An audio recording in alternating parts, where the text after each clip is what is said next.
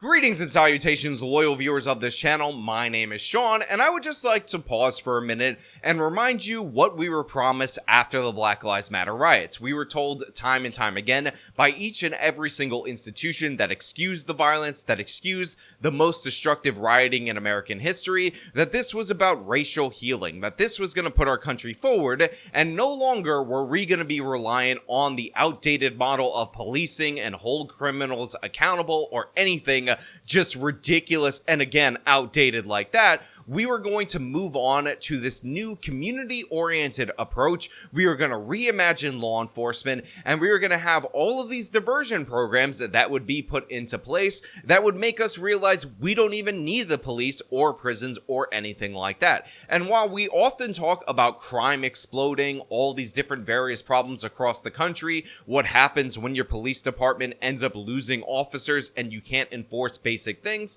one of the things that we don't talk about as much beyond Black Lives Matter, the organization stealing millions of dollars, is the fact that when you subvert this money and put it in the hands of nonprofits who have this veneer of virtue, they end up stealing the money. And a perfect example of this is the city of San Francisco that set up this program, or actually was giving money to a thing called San Francisco Safe, because now the head of the organization has been arrested for embezzling $700,000 for profiting personally on this. And I can't help but imagine that if this wasn't headed up by a strong black woman who was going to fight against the evil white racism in the criminal justice system, then maybe, just maybe, somebody would have been a little bit suspicious earlier. But before we get into that, I want to say thank you to everybody who supports this channel via actualjusticewarrior.com/join. Give me the money.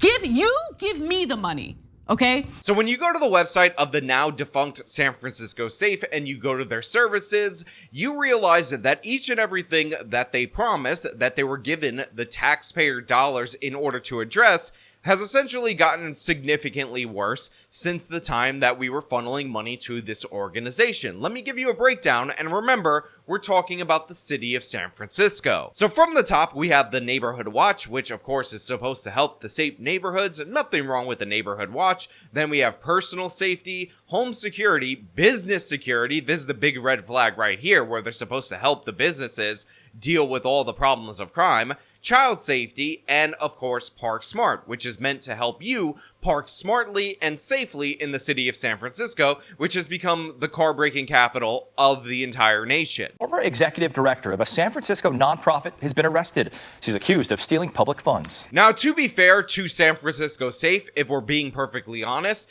even if the money wasn't stolen, even if it wasn't embezzled, and they decided that they were going to put the money into these community-led efforts, when you have a district attorney who isn't willing to prosecute anyone for anything, a state that bends over backwards to aid the criminal rather than actually help the victims, there's nothing a nonprofit can do in that scenario anyway. So I can see somebody looking at this, realizing that theft is the way to go in the state of California, especially in the city of San Francisco, and saying, you know what, I'm going to get my piece of the pie and rob the taxpayer dollars directly. And that appears to be exactly what went down right here. San Francisco's district attorney investigators say the money was meant to help fight crime. So first things first, you guys know I love local news, but I do have to ask a very important question.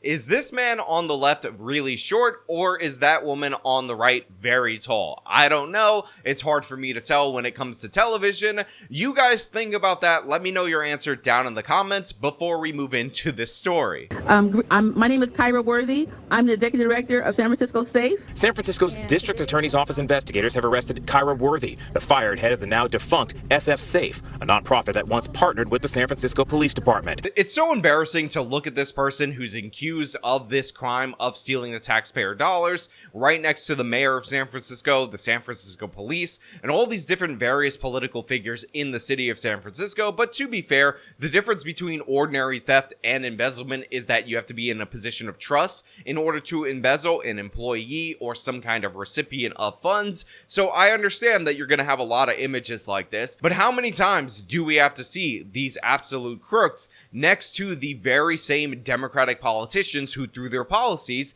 enable these people. The DA's office has leveled 34 felony charges related to the misuse and embezzlement of close to $750,000, an alleged subsequent cover-up, and wage theft. Worthy was fired from SF Safe in January after an audit. Now, while I said it is absolutely embarrassing to see this person next to all these different various politicians, this image right here, I'm absolutely in love with. Here you have the Black Lives Matter shirt in frame with her, you have the COVID mask, everything you need to know about this person in one image, where they're coming from politically, and again, how they ended up getting to that position of trust in order to subvert money from the police department in order to steal it from the taxpayer. And of course, she was spending it completely selfishly on herself. This was a graft, this was a theft for personal gain, which honestly is a little bit embarrassing on her part that she only got to steal $700,000 plus, because Black Lives Matter, the organization, incinerated millions, and they still haven't gotten the full consequences of their actions. But yeah, this is who this person is. This is where she's coming from. We all understand it. And again, she was emboldened and able to get away with this because she always had the I'm a black woman card. And if you ever question me, you're an evil white racist. So shut up with your evil white racism. The organization closed its doors after nearly 50 years of service. Now, this is where things actually get kind of sad because this wasn't a pop-up overnight kind of organization. San Francisco Safe, with its previous missions that were not Black Lives Matter oriented, ended up being an organization that was around for 50 years, and now it's gone. It is defunct. This woman, as the executive director, through her theft, completely obliterated the thing. So before, when they actually used to engage in things that maybe help the community, that's all gone. It was taken over by woke ideology, and that was used as a mechanism in order to steal from the taxpayer. Now it's completely gone, and this thing that probably did at one point in time in its history help the community set up neighborhood watches is absolutely gone. The DA's office is accusing Worthy of squandering $500,000 and using another $100,000 on personal expenses, including $90,000 for a home healthcare nurse for her parents in North Carolina. Now, to me, this is amazing on a couple of levels. First of all, just incinerating $500,000 with no real record of it is one thing, but the fact that she got away with putting up $90,000 for a nurse to care for her parents in the state of North Carolina for an organization that's called San Francisco Safe is the height of absurdity. Now, I've never run a nonprofit, I've never worked for a nonprofit or anything like that, but I have interacted with nonprofits through the course of this channel, one in particular, and one of the things that I learned very quickly when dealing with the accounting department is that even if it's supposed to be the most direct expense that they promise to pay for, the fact of the matter is, without receipts, without invoices, without justification, they did not in any way, shape, or form turn over a dime to somebody like me. Again, even if it was reimbursement for a flight that they asked me to take because they wanted me to be at an event.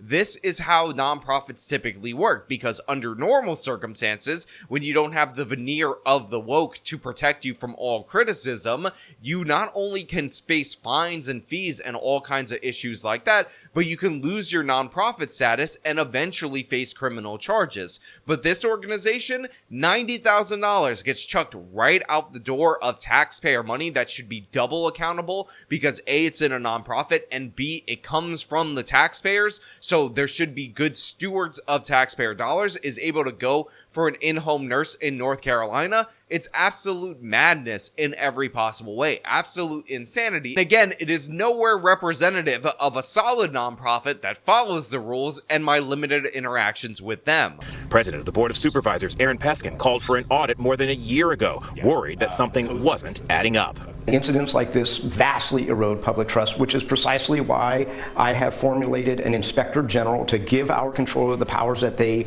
haven't had up until now, the power of subpoena, the power of search warrant, and that's going to be on this November's ballot. Here you have a guy who knew what was going on, knew it was suspicious, called for an audit for well over a year, but unfortunately didn't have the power in order to investigate them. The inspector general didn't have subpoena power or anything like that, which to me is patently absurd and ridiculous. And of course, because it's the state of California, everything has to get done via ballot initiative rather than the legislature actually legislating. So it's also frustrating that after a story like this, rather than being able to pass a law, they have to put it up for a vote and for the residents of San Francisco to go through all these different various ballot initiatives in order to figure out which ones are useful versus useless. The mayor's office released a statement saying, quote, "The mayor has been focused on creating greater accountability for city departments and nonprofits. She appreciates the district attorney's office work in this case and believes it's important that everyone knows they cannot violate the public trust by taking actions such as stealing, embezzling, or any other illegal activity." Now look, that is a perfectly fine statement for Mayor London Breed to issue after these revelations, but the fact of the matter is, it's completely untrue. This is small potatoes compared to what goes on in the state of California. $700,000, that is chump change compared to what has been stolen through the homeless industrial complex. We still have to do a giant breakdown of the nearly $25 billion that was absolutely incinerated in order to fight homelessness in California, a lot of which is funneled to nonprofits, a lot of which ended up in the pockets of politically connected people, because the fact of the matter is, not being accountable for the taxpayer purse is a feature in California government, not a bug. But you know what? This is where we are as of right now. This is what the residents of California and San Francisco have gotten used to, and in a lot of ways, they put themselves in this particular position. I'm sure they were absolutely over the moon to have a large black woman running San Francisco Safe, an institution for 50 years. Well, guess what? She ran it into the ground because you didn't check the content of her character. The San Francisco Police Department released a short statement as well, reading, quote, "The SFPD thanks the district attorney's office for its thorough investigation and diligent work on this case." And that's the real sad part about this, because not only have you eroded the trust further in the city of San Francisco government, which, by the way, it should have been eroded away a long time ago, but you've also robbed the citizens of an organization that had been around for damn near 50 years based on the actions of one incredibly corrupt nonprofit director. And I can only imagine if they audited this thing a year ago, like this representative, like this supervisor wanted, maybe, just maybe, the organization could have been salvaged. But you know what? It's gone now. It's over, and we have yet another story of corruption in the Bay Area. But hey, those are just my thoughts. So let me know what you think down in the comments below. If you like the video, show me by leaving a like, subscribe for more content, follow me on my social media, support me via the support links in the description of this video. This has been me talking about the absolute madness in the city of San Francisco. Till next time.